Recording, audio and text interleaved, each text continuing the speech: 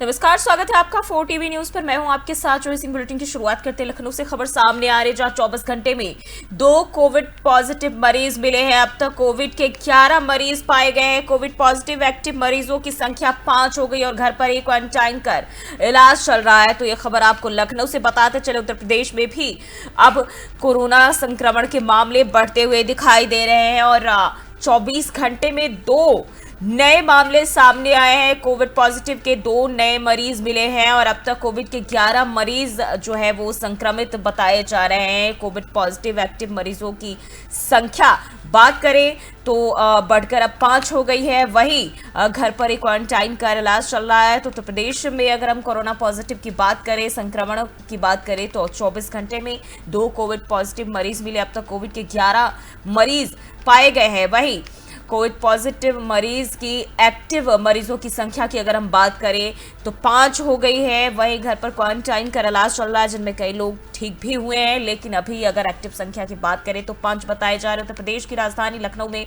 एक बार फिर कोविड के मामले सामने आने लगे। बीते 24 घंटे में 2 नए कोविड पॉजिटिव मरीजों की पुष्टि की गई है, जिससे अब तक कुल संक्रमितों की संख्या बढ़कर 11 हो गई है। फिलहाल शहर में 5 एक्टिव मरीज बताए जा रहे हैं, जिनका इलाज घर पर ही क्वारंटाइन में किया जा रहा है। स्वास्थ्य विभाग भी सतर्क है और संभावित संपर्कों की जांच के साथ निगरानी भी बढ़ा दी गई है। वहीं अब बात करें तो संक्रमण को लेकर अधिकारियों का कहना है कि घबराने की जरूरत नहीं है, लेकिन सावधानी बरतना बेहद आवश्यक है।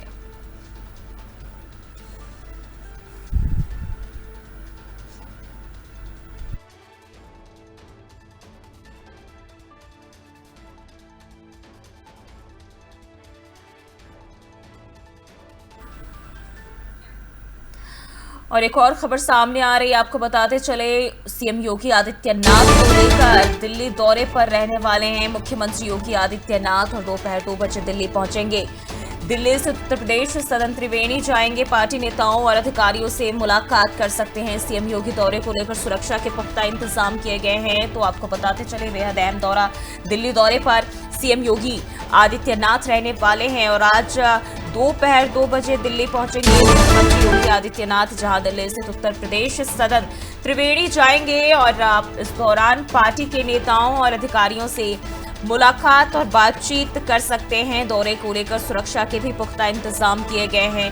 तो पार्टी नेताओं और अधिकारियों के साथ बातचीत कर सकते हैं। यूपी के मुखिया दिल्ली दौरे पर, जहां बेहद अहम दौरा बताया जा रहा है, और दोपहर 2 बजे दिल्ली पहुंचेंगे, जहां पार्टी के नेताओं के साथ बातचीत और जो है चर्चा की खबर सामने आ रही है। बताया जा रहा है उत्तर प्रदेश सदन त्रिवेणी में जाकर रुकेंगे और यहीं जो है पार्टी के नेताओं से भी बातचीत करने वाले हैं।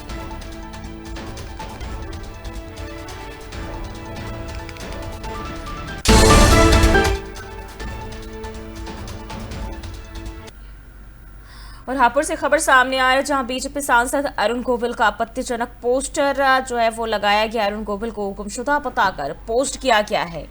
तो ये तस्वीरें सामने आ रही है हापुड़ से, जहां उत्तर प्रदेश के हापुड़ में बीजेपी सांसद अरुण गोविल को लेकर विवाद खड़ा हो गया है। शहर में उनका एक आपत्तिजनक पोस्टर लगाया गया, जिसमें उन्हें गुमशुदा बताया गया है। पोस्टर में लिखा गया कि सांसद पिछले साल से इलाके में नजर नहीं आए हैं। अरुण गोविल की तस्वीर के साथ ये पोस्ट सोशल मीडिया पर भी वायरल हो रहा है, जहां एक हैंडल पर महाराणा प्रताप की तस्वीर लगाकर नरेंद्र मोदी, अमित शाह और पूर्व मेरठ सांसद को टैग किया गया है। और मामले ने राजनीतिक तूल पकड़ लिया और स्थानीय प्रशासन भी इसकी जांच में जुट गया है।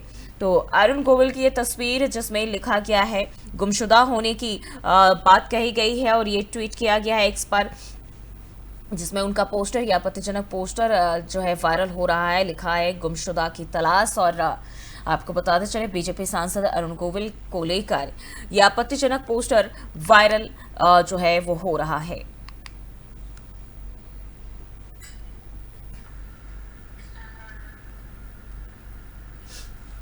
बढ़ते आगे, गाजीपुर से खबर सामने आ रही, जहां राजा मर्डर केस में सोनम रघुवंशी गिरफ्तार किए गए हैं और गाजीपुर के ढाबे से 17 दिन बाद सोनम मिले हैं। तो आपको बताते चले, मेघालय के चर्चित राजा रघुवंशी हत्याकांड में ये बड़ा खुलासा हुआ है। हत्या के 17 दिन के बाद पुलिस ने इंदौर निवासी मृतक राजा रघुवंशी की पत्नी सोनम रघुवंशी को उत्तर प्रदेश के गाजीपुर जिले के नंदगंज थाना क्षेत्र के एक ढाबे से बरामद किया है। सोनम को जिला अस्पताल में चेकअप के बाद वन स्टॉप सेंटर में रखा गया है। वहीं पुलिस के मुताबिक सोनम अभी कुछ भी नहीं बोल रही है। राजा रघुवंशी और सोनम हनीमून मनाने शिलोंग गए थे, जहां राजा का शव पहाड़ से बरामद हुआ और सोनम लापता हो गई थी। पुलिस को शव पर धारदार हथियार के गहरे घाव और हड्डियां टूटी हुई मिली और अब तक हत्या के मामले 3 आरोपी गिरफ्तार हो चुके हैं, जबकि एक की तलाश जारी है। ढाबा मालिक ने बताया कि सोनम चुपचाप वहां काम मांगने आई थी और किसी से ज्यादा बात नहीं करती थी। मेघालय पुलिस को सूचना दे दी गई है और अब वह गाजीपुर पहुंच रही है।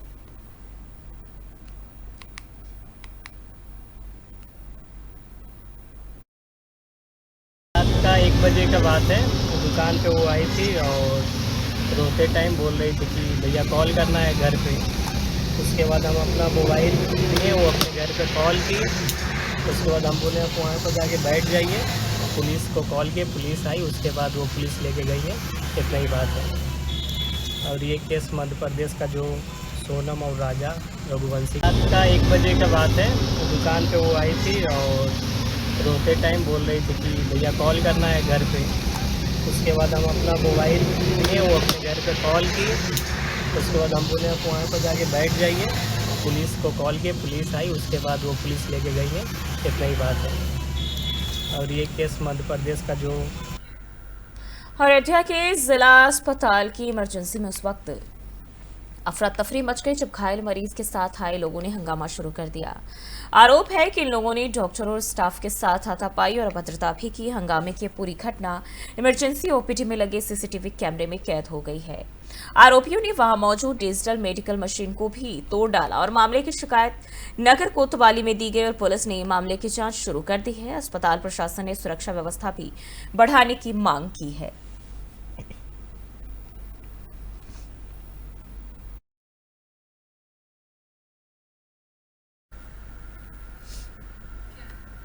बढ़ते आगे, चित्रकूट जिले में शराब और गांजे की पार्टी के दौरान एक युवक की गोली लगने से मौत हो गई, जिससे इलाके में हड़कंप मच गया है। शहर कोतवाली क्षेत्र के पावर हाउस के पास कुछ युवक खेत में बैठकर गांजा पी रहे थे और उसी दौरान मैकू नाम का युवक अवैध तमंचा लहराने लगा और अचानक गोली लग गई, जो पारस वर्मा के पेट में जाकर लगी। घायल पारस को उसके दोस्तों ने आनन फानन में जिला अस्पताल पहुंचाया, लेकिन डॉक्टरों ने उसे मृत घोषित कर दिया। वहीं प्रत्यक्षदर्शी करण के मुताबिक वह फोन पर बात कर रहा था और मैकू बार बार तमंचा निकाल रहा था। अचानक गोली लगने से यह हादसा हुआ है। गोली लगने के बाद मैकू और अन्य साथी मौके से फरार हो गए। मृतक पारस वर्मा पर पहले से ही 307 का केस दर्ज था और हाल ही में जेल से छूट कर आया था। इस मामले में पुलिस अधीक्षक अरुण कुमार सिंह ने बताया कि हादसा है या हत्या की साजिश, इस पर पुलिस की कई टीमें जांच कर रही है। फिलहाल एक दोस्त करण हिरासत में है और बाकी की तलाश जारी है। परिजनों की तहरीर के आधार पर आगे की कार्रवाई की जाएगी।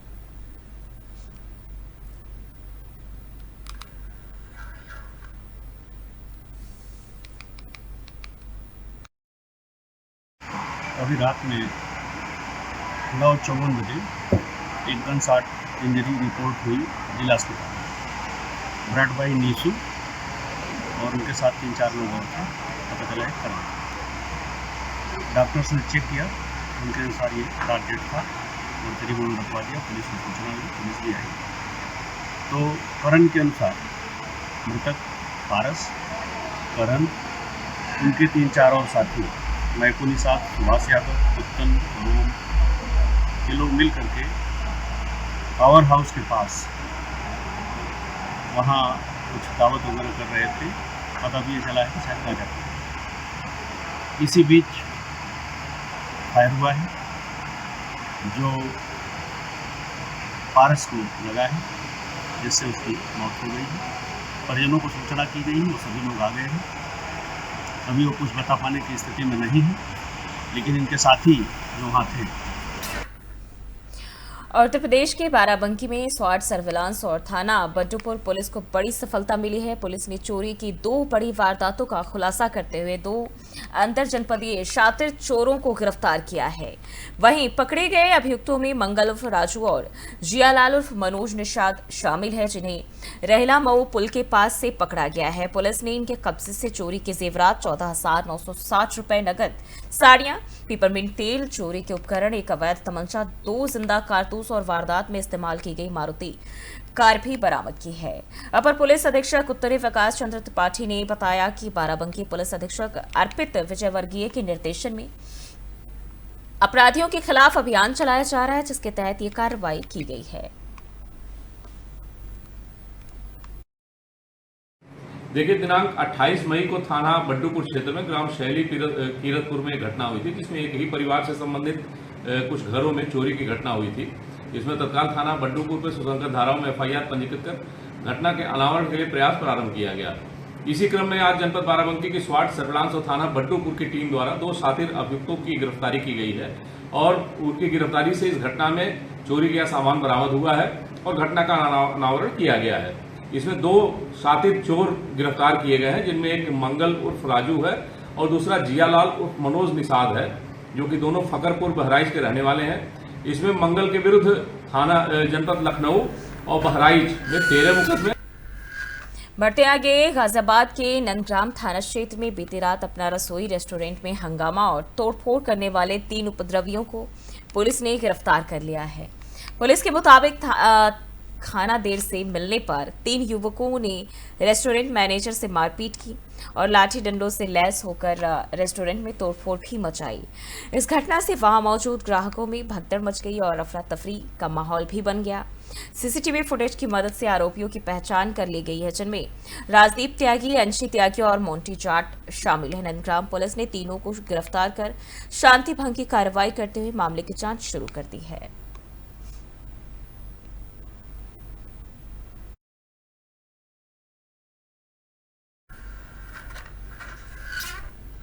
बढ़ते आगे, उत्तर प्रदेश के झांसी में पुलिस और लुटेरे बदमाश के बीच मुठभेड़ हुई है। गुरसराय रोड स्थित डबरा मोड़ के पास हुई इस कार्रवाई में पुलिस की जवाबी फायरिंग में बदमाश के पैर में गोली लग गई, जिससे वह घायल हो गया है। मौके से पुलिस ने एक असलाहा, 25,000 रुपए, नकद और एक मोटरसाइकिल भी बरामद की है। घायल बदमाश को इलाज के लिए अस्पताल में भर्ती कराया गया और आगे की पूछताछ की जा रही है। वहीं पुलिस इस मुठभेड़ को बड़ी सफलता मान रही है।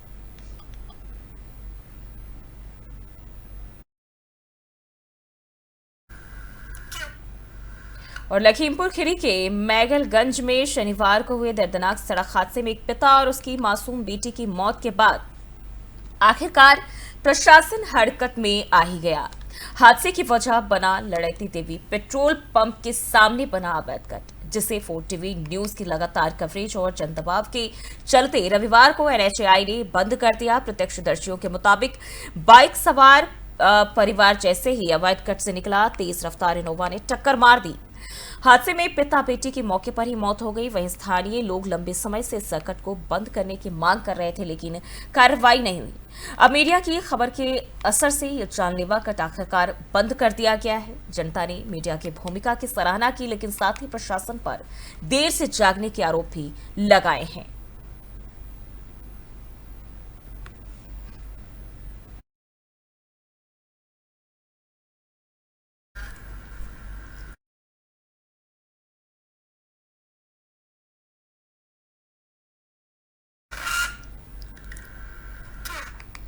और प्रतापगढ़ के रानीगंज थाना क्षेत्र के रामनगर जोगियान में बच्चों के क्रिकेट खेल को लेकर शुरू हुआ विवाद इतना बढ़ गया कि 2 पक्षों में जमकर पथराव और मारपीट हुई। घरों से ईंट पत्थर बरसे और दरवाजे, शेड और गाड़ियों को नुकसान पहुंचा है। सूचना पर पहुंची पुलिस टीम पर भी उपद्रवियों ने हमला कर दिया, जिसके बाद भारी पुलिस बल और पीएसी तैनात कर हालात को काबू में किया गया। पुलिस ने घेराबंदी कर 34 लोगों को गिरफ्तार किया है। सीओ रानीगंज विनय प्रभाकर सानी ने बताया कि दोनों पक्षों के बीच पुराना विवाद था, जिसके चलते ये हिंसा भड़की। पुलिस ने बलवा और जानलेवा हमले की धाराओं में 41 नामजद और 15 ज्ञात लोगों के खिलाफ केस दर्ज कर कार्रवाई शुरू कर दी है। आरोपियों को जेल भेज दिया गया है और क्षेत्र में अब भारी पुलिस बल की तैनाती है।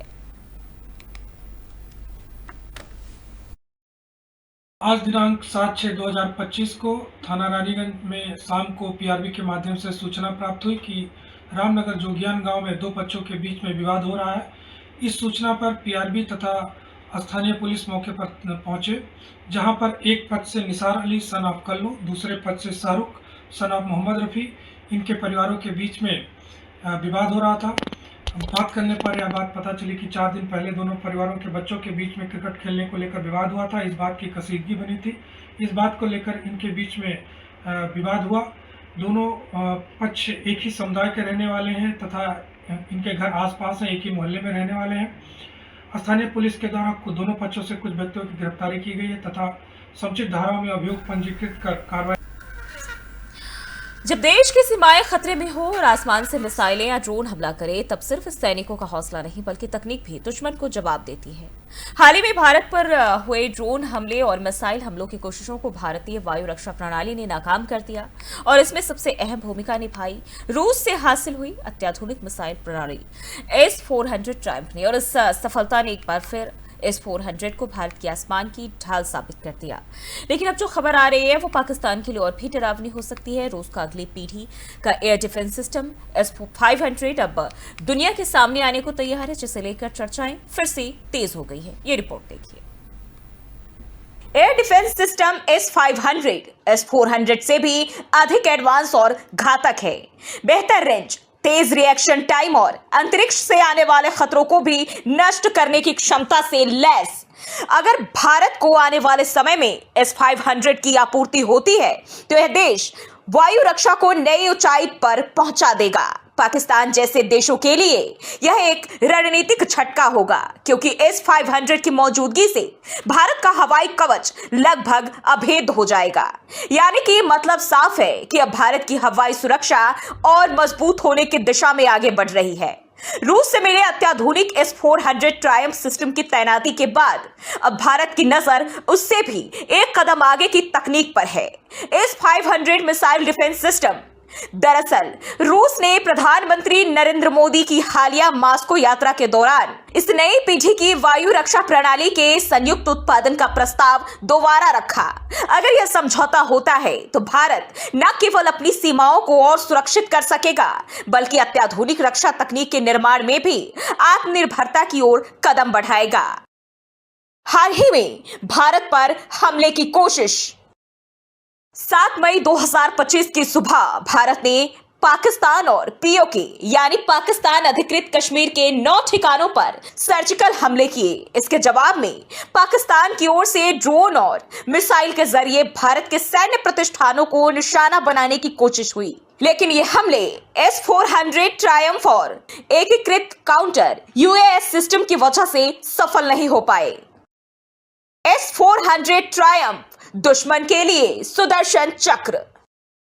S-400 ट्रायम्फ रूस द्वारा विकसित एक mobile surface to air defence system है। इसे साल 2007 में रूस ने पहली बार अपनी सेना में शामिल किया था। यह प्रणाली विमान, ड्रोन, क्रूज मिसाइल और यहां तक कि बैलिस्टिक मिसाइल जैसे हवाई खतरों को 400 किलोमीटर दूर से पहचान सकती है और उन्हें मार गिरा सकती है।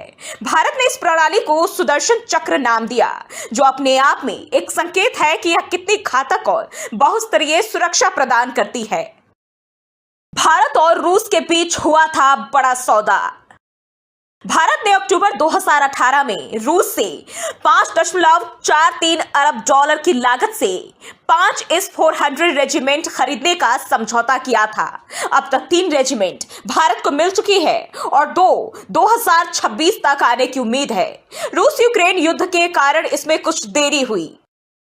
पहला स्क्वाड्रन 2021 में भारत पहुंचा था। ये आदमपुर और हलवारा एयरबेस पर तैनात है। एक स्क्वाड्रन में 2 बैटरियां होती है। एक बैटरी में 8 लॉन्चर वाहन यानी TEL, 2 रडार और 1 कमांड पोस्ट होता है। कैसे करता है S-400 काम?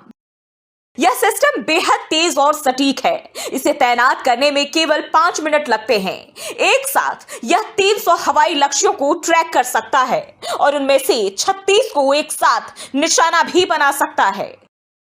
S-400 4 तरह की मिसाइलें इस्तेमाल करता है। 40N6E 400 kilometre range, 48N6E3 250 kilometre range, 9M96E2 120 kilometre range, 9M96E 40 kilometre range. यानी इन मिसाइलों की मदद से ये सिस्टम अलग अलग दूरी और ऊंचाई से आने वाले खतरों को ढूंढता है और खत्म करता है। क्यों है S-400 इतना जरूरी? दुश्मन के विमान या ड्रोन को पहले ही करता है ट्रैक, अत्यधिक ऊंचाई और लंबी दूरी से भी कर सकता है हमला। इलेक्ट्रॉनिक जामिंग यानी जीपीएस ब्लॉक करना इससे प्रभावित नहीं होता। एक ही समय में कई खतरों से निपट सकता है, किसी भी दिशा से आने वाले हमले को रोक सकता है। भारत ने इस सिस्टम को रणनीतिक रूप से महत्वपूर्ण इलाकों में तैनात किया है, जैसे सिलीगुड़ी कॉरिडोर। पश्चिम बंगाल में स्थित यह इलाका भारत के उत्तरी पूर्वी राज्यों को जोड़ता है और चीन बांग्लादेश की गतिविधियों के लिहाज से बेहद संवेदनशील है। साथ ही पंजाब का सीमावर्ती इलाका पाकिस्तान से होने वाली घुसपैठ और आतंकी गतिविधियों को ध्यान में रखते हुए यहाँ तैनाती की गई है। बताते चले कि रूस फिलहाल अपने नए S-500 वायु रक्षा सिस्टम पर काम कर रहा है। गौरतलब है कि प्रधानमंत्री नरेंद्र मोदी की 2024 में रूस यात्रा के दौरान रूस ने S-500 को भारत के साथ मिलकर बनाने का प्रस्ताव फिर से रखा। अब अगर यह समझौता होता है तो भारत दुनिया की सबसे आधुनिक वायु रक्षा तकनीक विकसित करने वाले देशों में शामिल हो।